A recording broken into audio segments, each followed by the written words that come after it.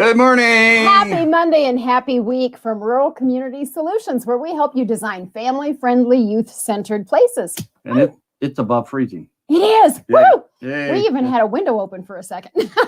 She had a window open I did. for a second. Yeah. It's okay. A little fresh air. It's good. So here in the Midwest, we are rejoicing because we're going to have sun and 40s this week. So that's woohoo time. Hey, today we're going to review what we learned last week when we talked to 5 entrepreneurs during National Entrepreneurship Week, as we were celebrating Entrepreneurship Week.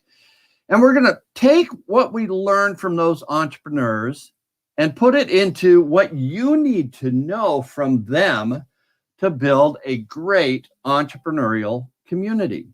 So stay tuned. We'll be right here. Picture, if you will, the pure, raw prairie. No wires, no fences, no roads, not even a farmhouse. No sign of civilization. This is what a person saw that was crossing the prairie in a wagon more than 170 years ago. They jumped off the wagon, looked around, and declared, "This is where I want to settle and build a town. A great place to live and a great place to raise my family." So they took a risk. They built a house made out of the land, planted food to eat, and cared for the land. Then they wrote back to their friends where they came from and described the great opportunity and promise that they have found. They invited who they knew to join them in their discovery, people they had a relationship with, and so they came, family by family, and those families invited others they knew who they wanted to live with within that community. The communities grew because the needs of the families grew, so entrepreneurs started businesses to meet those community needs. Ice houses, broom factories, general stores, and many other types of sole proprietor entrepreneurial businesses started up within the community. All of our communities across this country, all around the world, were started in this way, with a vision of the future and a plan to grow with people. So as an entrepreneur jumped off the wagon, looked around and said, "This is where I want to start my community." So today, an entrepreneur will look around, look for the community they want to plant their business in. And that's where they will plant their business and grow. So what makes an entrepreneur want to choose your community? Or what makes an entrepreneur want to stay within your community to go after their passion and their purpose to build a business? That's what Rural Community Solutions is all about, is how do you create those communities that will support entrepreneurial wealth? We should introduce ourselves. For those of you who may be new, I'm Kim Spillers, and this is my husband, Frank. I'm Frank Spillers. Yes, we're a husband-wife team. We live in Atlantic, Iowa, and we are passionate about rural America and helping it revitalize, grow, get new businesses, have new people, new ideas, new life. Just like the opening introduction of the little video that we have, we feel that this is exactly the time for a new beginning for our country, for our world, for new business and entrepreneurs to just have a great big boom of, just all kinds of wonderful new opportunities and ventures. And just like we did when our country was founded. We just have different tools to do that. So we're here to help you build the environment that people can succeed in. That's really what it takes. I mean, you think about your own family. If you have an environment in your family that promotes success, that promotes uplifting people to become what they can become, at uplifting people to support what they do and to support them and to help them, coach them into how do they become a better person, and how do they become, and how can they go down that road to become what they want to become. That's the supportiveness of a community. Now, we need to identify what a community is, and I want to share this a little bit. What's a community? A community is a unified body. Okay, it's a unified body here. Wrong one. There we go. A unified body of individuals, such as the people with common interests living in a particular area. So you can imagine that as the town you live in. But it also common interests living in a particular area. It can be a group of people with common characteristics. So it could be an organization that you belong to. It could be the Chamber of Commerce. It can be the Economic Development Organization.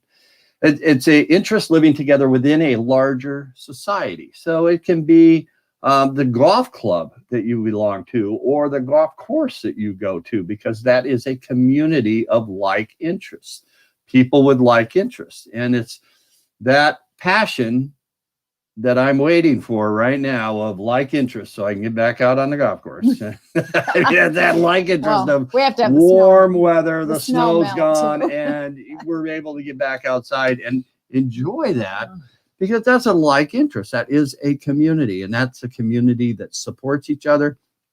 Does your town support each other? And if it doesn't support each other, you don't have that environment for people to grow. You don't have that environment that will attract people to live there. But think about your own wants and your own needs. Do they want to grow? Do you want to grow? Do you want to become a better person while living in your community? Are you supported in that? Do you feel like you are supported in that environment? Because if you're not supported and you don't feel like you're supported, what you're looking for is a way out. You're looking for a way to go to a community that will support you, to go find a community that will support you, to go find a group of individuals that will support you. In fact, when you study people that have been successful, when you study successful entrepreneurs, they surrounded themselves with people that will support their vision. They get rid of people that are negative towards them, create a bad environment for them, do not support them in building them up. And so if your community is losing population, you are creating the wrong environment. You are creating an environment where people want to leave. You're not creating an environment where people want to live, and you aren't attracting people to live there. Last week was National Entrepreneurship Week, and we had 5 fabulous entrepreneurs who either have businesses themselves or they have chosen different outlets. So we thought it would be helpful to do just a little recap on today's show about things that we learned from our 5 entrepreneurs. So starting us off last week with the ways your community can grow with entrepreneurs. Here are some things for you to consider. Monday, we had the week kicked off by Desmond Adams. Desmond has an executive search firm called Focus and Find. He is just a tremendous go-getter, and all kinds of exciting things are taking place in his business. One of the things that we learned from Desmond and him being on our show last week was the importance of being inclusive. A lot of what we talk about is relationships, and the inclusivity piece of relationships is actually what all of our 5 days of entrepreneurs, they all touched on that. The importance of having good connections, good relationships, how you get along with other people. That was how we kicked off Monday with Desmond Adams from Focus and Find. Be inclusive. Look at different ways to be diverse in your community, whatever you define that to be, either your business, your place of worship, the places that Frank mentioned a moment ago. But look for ways to broaden your group of people, because you get new insights, new information, new ideas, new businesses. And that is an important way for a community to consider growing. So Tuesday was John Dockery from What's Up 24/7. And John has a a platform where communities and all organizations can have a common calendar. So it's really a nice process, a nice subscription service that you can do. So what's up 24/7, go check it out. But John's basis on that is that communication is key. People need to know what's going on in your community, and your community needs to tell people what's going on, not just in silos, but as a whole. So communication is key, and across platform communication is key also. And so how do we connect with each other? That's engagement, that's relationships, that's collaboration. All of these are some of our pillars of how do we support an entrepreneurial economy. And every one of our entrepreneurs that we talked to last week hit all 4 areas of our pillars. From John, we also heard the not just the intra-community aspect of being connected through this calendar, but because we are so mobile, we're especially now, boy, we can't wait to get back on the road. We can't wait to be doing things. So the importance of having a common calendar across multiple platforms and across multiple organizations is that then people who are traveling, they can go and they can find what's happening in the region. It may draw new people there, not just to visit because you have a great winery or you have a fabulous museum, but they may say, oh, wow, look at all the things that this area is doing. I think it would be a perfect place to relocate either myself, my family, my business. So having a common calendar gives a much bigger snapshot of what's happening in an area that shows that people collaborate, that there's lots of activity going on. And I bet our calendars this year are going to be as full as we possibly can make them, especially to have outdoor activities this year. Wednesday, we had Nick Kastner and Caitlin Cleese. Mostly it turned out to be Nick. Nick is located in Omaha, Nebraska, and his podcast partner, Caitlin, actually lives in Austin. And if you followed the news at all last week, Texas had it tough. Power outages and freezing and everything across the Midwest. And so Caitlin was on and then she was off. And anyway, it turns out that Nick spoke mostly for the interview. And Caitlin's going to be on next week. So we'll get this week, Thursday. Oh, that's right. This week. Yeah, sorry. I'm still in Friday mode. This week. And so we'll get to hear from Caitlin and all the great things that she's doing. But from Nick Kastner, the two of them collaborate. Again, that word collaborate. They have a podcast called Coffee Cup Mug.news. And the thing that we took away from Nick and from Caitlin was the importance that entrepreneurs need to be listened to and they need to listen. Entrepreneurs, our goal is to see a need and find a solution for it.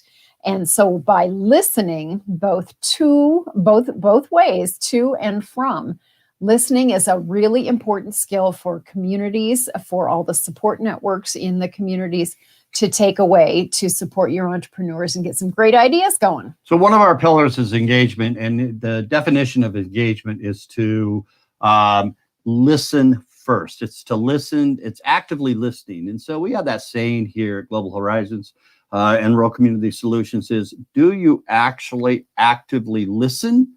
Or do you just wait to talk? And there's a difference. When you actively listen, you are listening for the opportunities from the other person. You're listening for their values. You're listening for their passions. When you just wait to talk, you're listening for a break in their conversation that you can jump in and say, ooh, ooh, ooh, I know. So you're really not listening to what the other person is saying. That is the definition of engagement. And if we want engaged communities, if we really want to build communities and listen to other people, we need to listen more than we talk. Now, on Thursday, we had Michael Libby. Michael is the founder of Insight Marketing, Advertising, and Communications. So Michael is a network entrepreneur, marketing genius that has worked from home for decades, many years. I mean, and even during the pandemic, even during this COVID crisis, he has found new ways to engage his listeners. So he does a podcast, he does a news program, and so Michael looks for those opportunities, but his is networking. How do we connect people up? And then how do we get that word out? How do we market ourselves? How can a community market entrepreneurs? How can the entrepreneurs market what they do?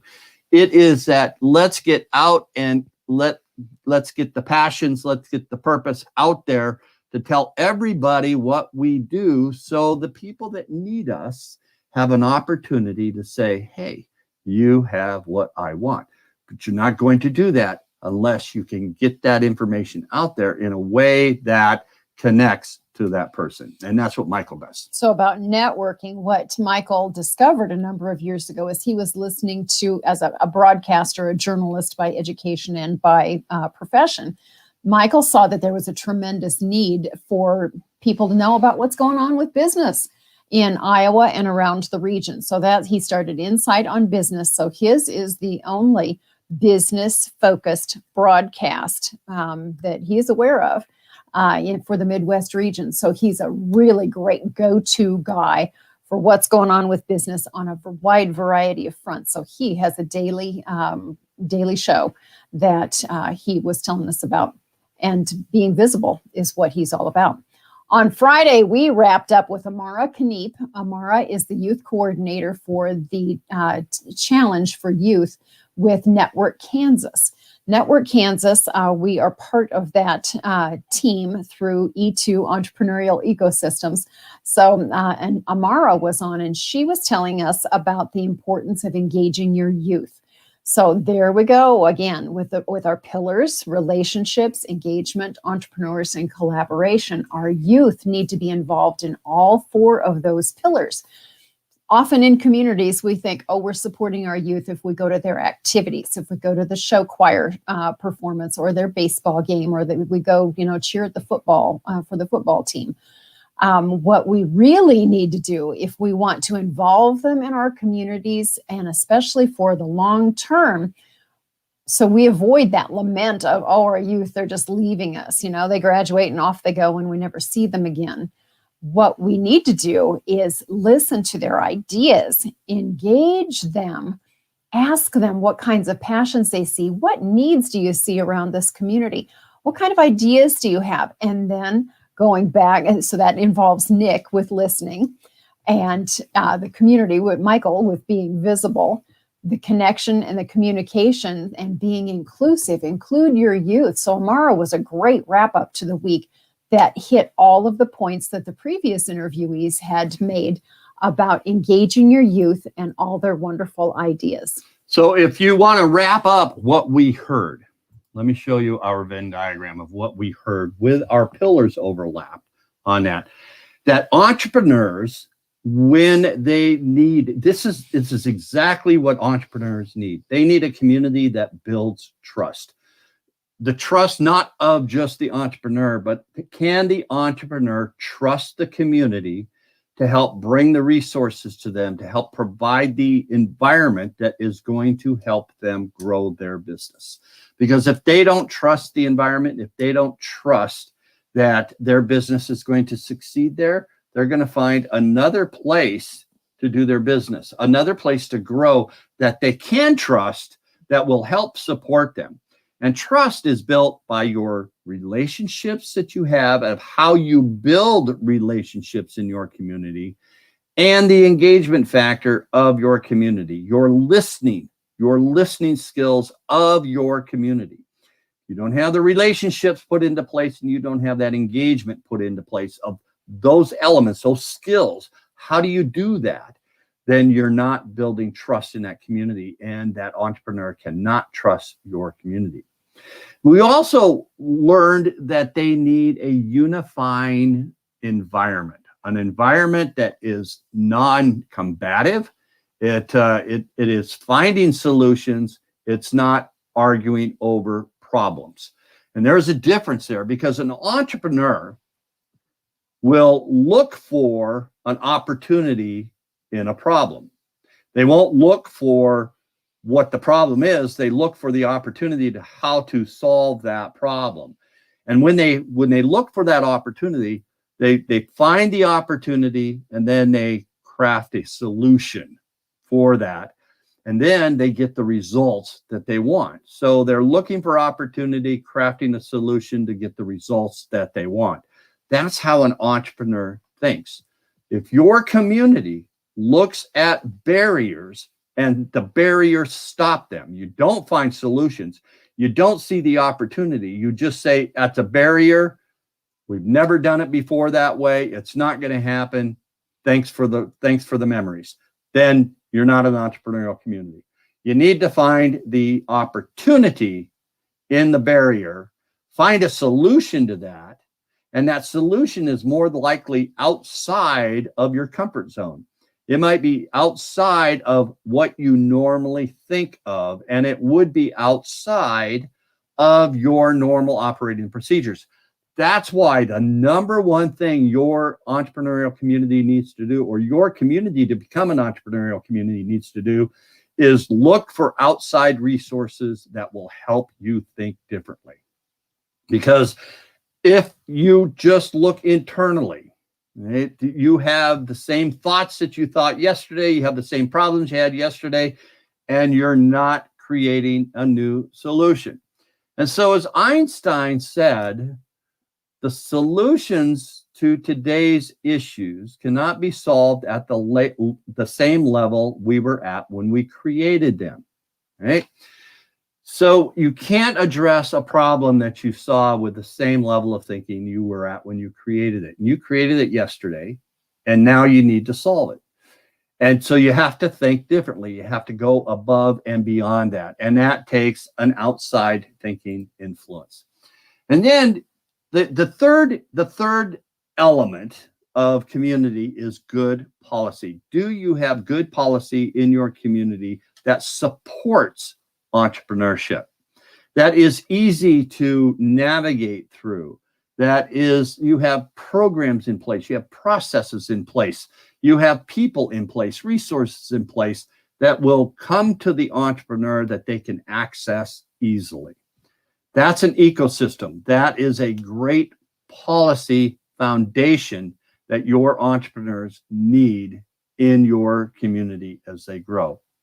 So when you have trust, you have unity, and you have policy based upon these four pillars of relationships, engagement, collaboration, and entrepreneurship, you are lifting up and supporting entrepreneurial wealth. You are lifting up and supporting an entrepreneurial community. That's the commonalities that we have learned from entrepreneurs over the course of more than 30 years of our studying entrepreneurial communities and what makes communities grow. And so if you're looking on how you can switch in your rural community, and by rural, I mean counties under 20,000 and rural communities between 0 and up to about 8 to 10,000 people, those communities, that's where we work, and that's where the hunger is, right? If you are and fit in one of those categories, in one of those characterizations, then let us help you. We are here to create an entrepreneurial environment for your community, help you create that entrepreneurial environment for your community that attracts entrepreneurs, that supports them. Now, if you're in a community, you have been talking about in economic development, you have been giving lip service to entrepreneurship for quite a while. It's time to really take that step that we can build an economy in rural America that supports entrepreneurship across the board. Now, there's pockets out there. I understand that there's pockets out there of people that have done this, communities that have done this, and that's where we're learning from. We are learning from the community of Ord, Nebraska. What steps have they taken over the course of 20 years to create an environment that up till now they have attracted about $30 to $40 million in investment into their small community and their county less than 10,000 people, their community about 2,400, right? They have attracted $30 to $40 million over the course of the last 4 or 5 years, but it's taken them a while to create an entrepreneurial culture. So we have studied communities like this. We know what works. And if your community is ready, then all you have to do is let us know. Give us a quick email, frank@ghorizons.com or kim@ghorizons.com, and say you're ready to discuss your entrepreneurial future. We're at a perfect place. We have that proverbial light at the end of the tunnel from being secluded for a year where we just had to survive. Your community, we could just step into all kinds of new things later this year, but now is the time to plan. So if you are at that place, you're at that tip where you say, oh my goodness, it's time. We need to be doing something. Please give us an email, or you could call us at the phone numbers. You'll find them on our website, which is www.ruralcommunitysolutions.com. All of our contact information, who we are, what we do, our workshops, our approaches, everything is there. And we would love to help you. If you are a small community who wants to get going, make 2021 your best year yet. So come and join us tomorrow at 11:30 a.m. Central Time. We're going to be talking cultural tourism and how your community can look at its culture, when somebody jumped off that wagon, planted that flag, and the culture that created that. Culture, I'm meaning some of the ethnicity, where you came from, that type of culture. There's different cultures in your community, and we work with all of them, but how do you build a tourism program around your heritage? It's an economic development activity that you can embrace, your community can embrace, and you can move it forward and show it off to the world. So come on back, 11:30 a.m. Central Time tomorrow at Rural Community Solutions TV live stream on our YouTube channel, Rural Community Solutions on our Facebook page, or catch the podcast, Think Like an Entrepreneur, Become a Spark Plug, at anchor.fm/Frank Spillers, and you can listen to our broadcasts every day. We appreciate you joining us. Thanks so much. Have a marvelous Monday. We hope that the sun is shining and you are well wherever it is that you are in the world. So I'm going to go outside and watch my roof drip. And Have a great day, and guys. we'll celebrate it. Thanks from Kim and Frank Spillers at Rural Community Solutions.